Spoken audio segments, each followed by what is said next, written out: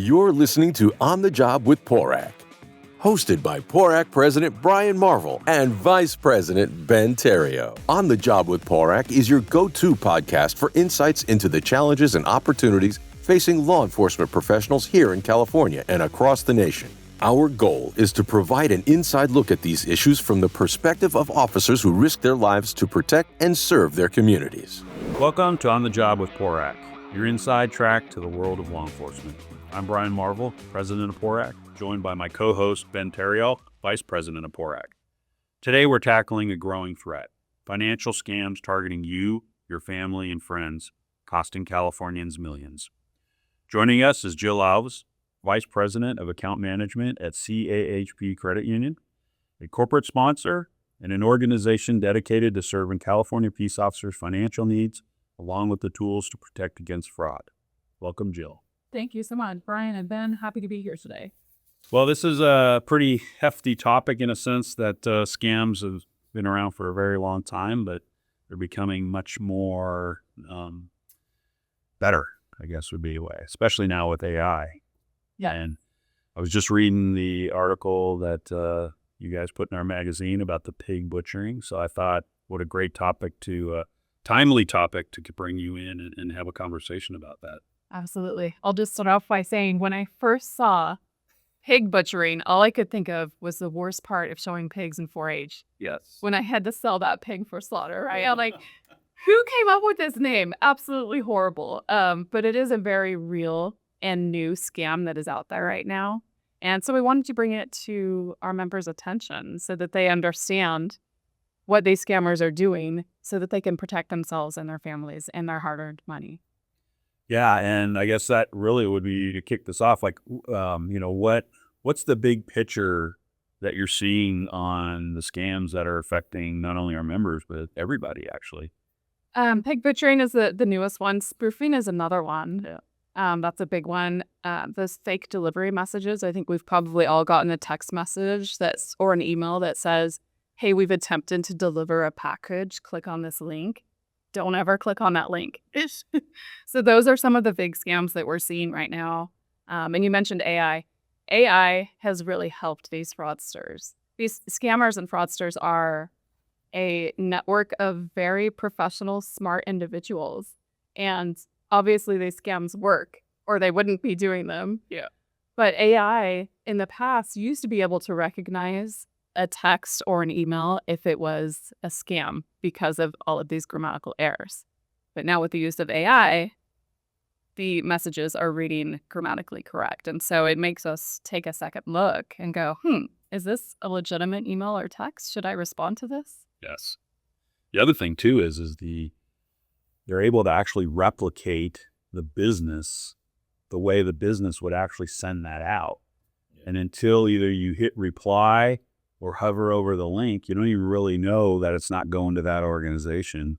Yeah. And you're giving away your information. It says surface load started to. Yeah, absolutely. And it is sad because I feel a lot of, the elderly folks wind up falling for it, not being as savvy with technology as the younger generation, but also being unaware of sometimes people doing just really bad things to steal all of their information. It's sad stories that you do hear about that. Absolutely. And they take that. So I guess at CAHP, obviously you train and you're provided information about these types of stuff. And it's great. The article, if you haven't read it, I highly recommend you read it. The whole reason I wanted to do this podcast was I read that. I'm like, I've never even heard of this in my entire life. One, I thought the name was funny, but two, I was like, this is crazy. It is crazy. It really is.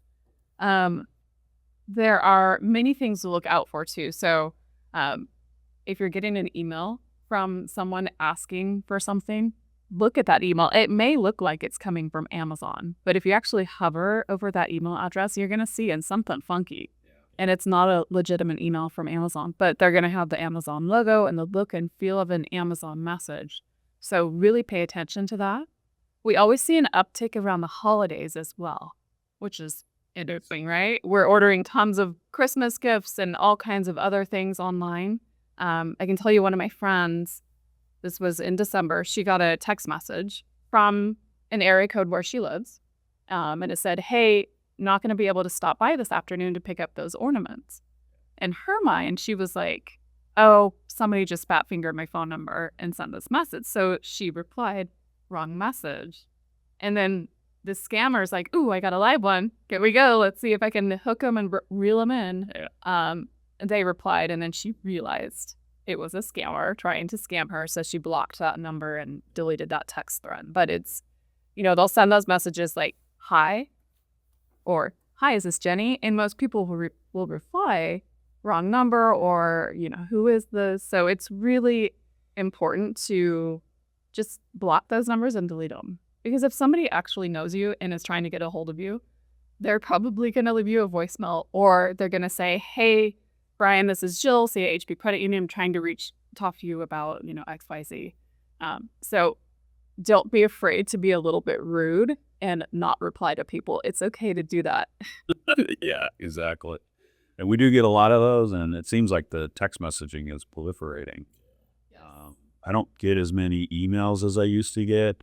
It's mostly through text messages, through your Samsung account, your iCloud account. All these accounts that I don't have they're being shut down, or if you want to keep them open. Even on social media now, it's like you're really starting to see that you've posted something that it violates community standards. Click here to clear it up. Exactly. And yeah, I guess that goes down to like the financial piece. So when you're clicking on these links, are they like getting into your accounts? How does that work on that end? So I'll use the fake delivery message as an example. So if you get a text message and it says, hey, we were unable to deliver this package, click the link. If you click on that link, it's going to ask you to input all of your information. So name, address, probably phone, email. Click next. And then it's going to say that there's a delivery fee required to redeliver the package. And that's how they're going to get your credit, debit, or banking information. And then you've willingly given them all of this information, thinking it was legitimate, and that's how they get you. Yeah, and it's sad to see that a lot of the younger officers are, kind of into cryptocurrency, crypto.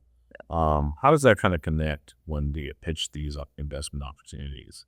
So there's a lot of fraud around crypto as well, right? Crypto investments are constantly being created and disappearing. So you have to do your homework, just like with any investment.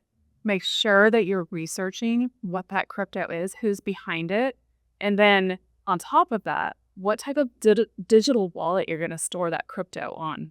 Because the digital wallets, there's so many out there, and some of those digital wallets can also be fraudulent.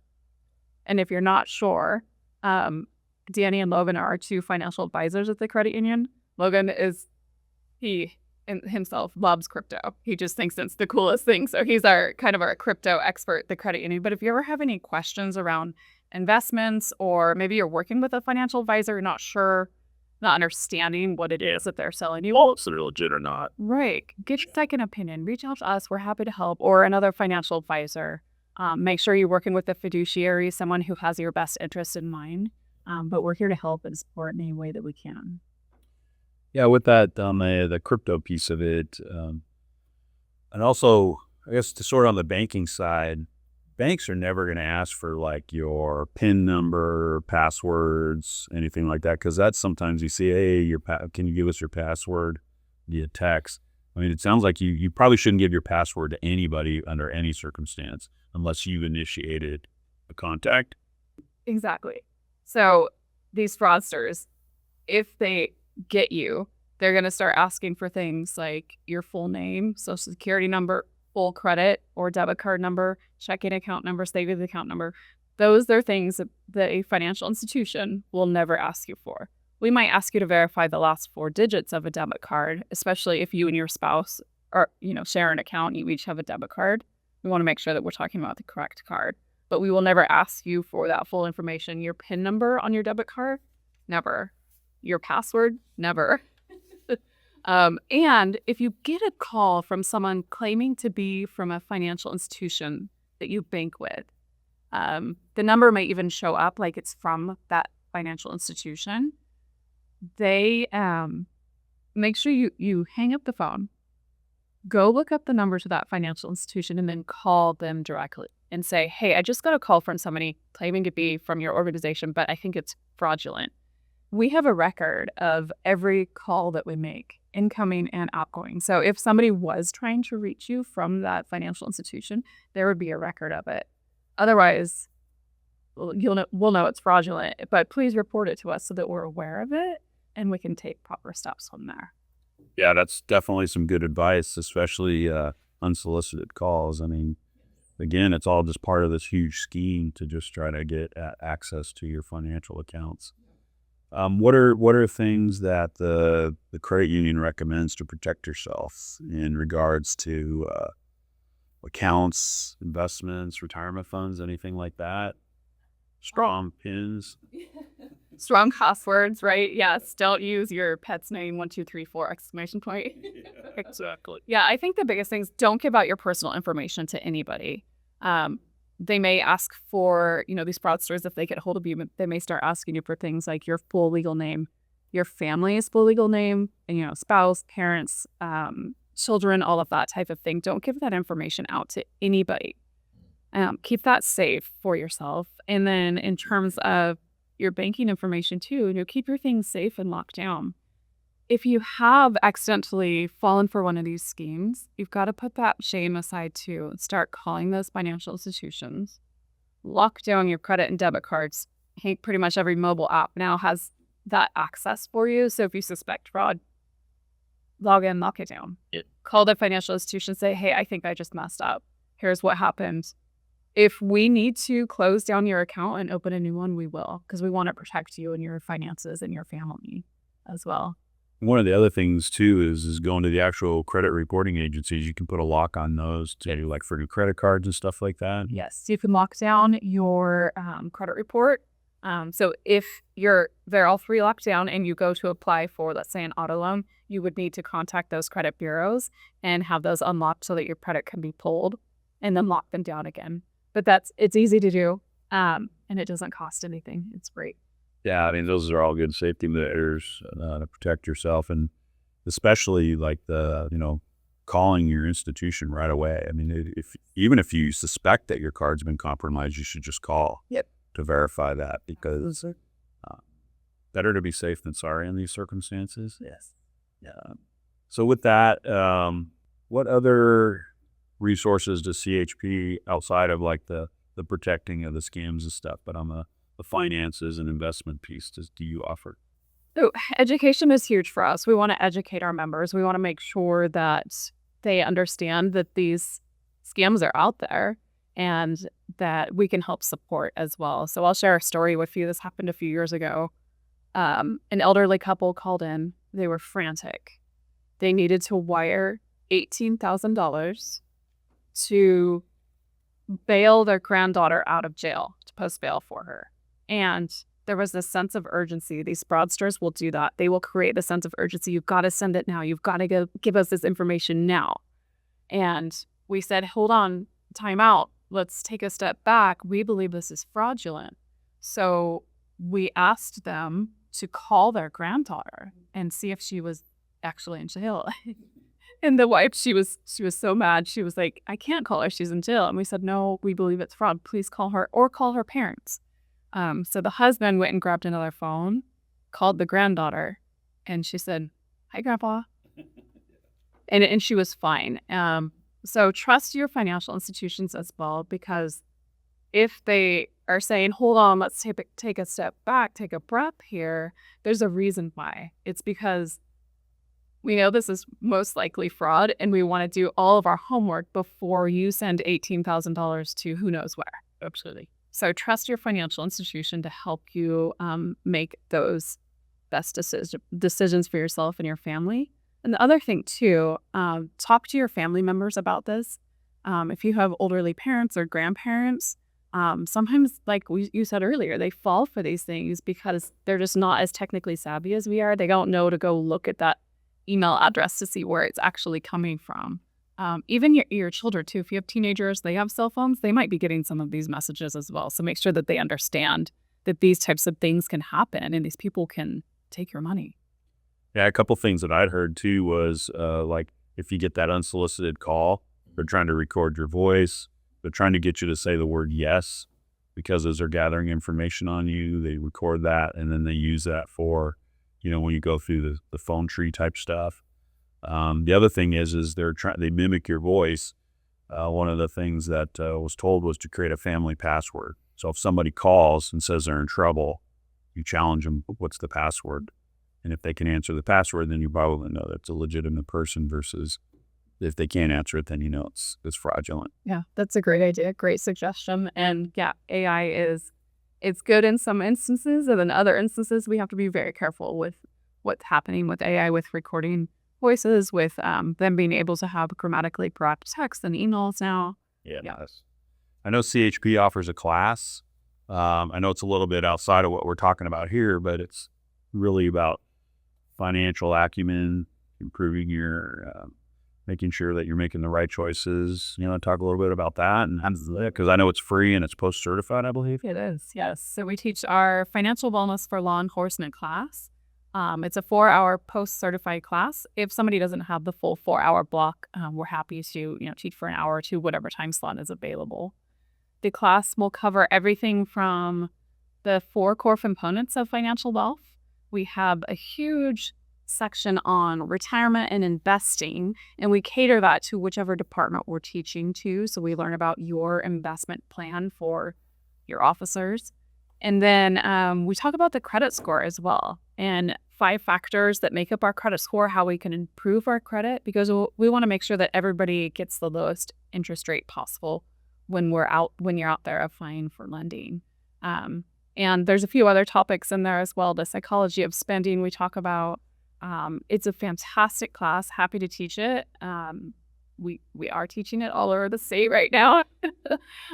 It's a fantastic class that if somebody's interested in learning more about that, we'd be happy to talk to them as well. So who would reach out to you or Danny or something? Yeah, myself, Danny, or Logan. We're the 3 that teach it. So any one of us, we're available. And we'll put that on the show notes. So when you click on the link, we'll have all of that information on there. And I guess to close it up, outside of protecting members, security, investment security, the training of the classes, are there other benefits that CAHP offers to our members because they're affiliates of PORAC? Absolutely. So anybody who's a member of CAHP Credit Union obviously gets our awesome service.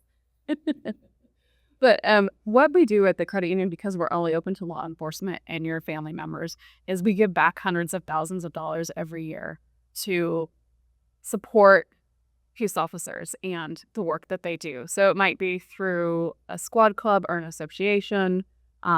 Unfortunately, we lost an officer this past weekend down at Baldwick Park, and we made a donation to their KOA to help fund that funeral and to help them in any financial support, anything that we can with that. So we do those types of things, sponsoring golf tournaments and that sort of thing, so that we're giving back to the members that serve us.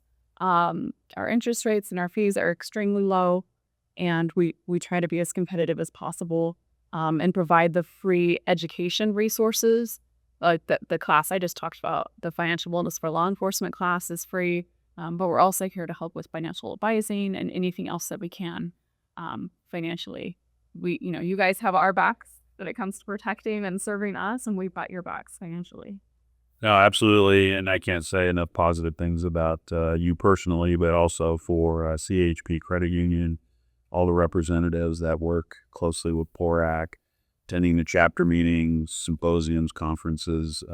CAHP Credit Union has been nothing but an outstanding, fantastic partner, and I highly recommend them to the membership to utilize your services, just because you're so supportive of everything that we do, and obviously working specifically and exclusively for law enforcement, I think is critical. So really appreciate you coming in, talking about this critical issue.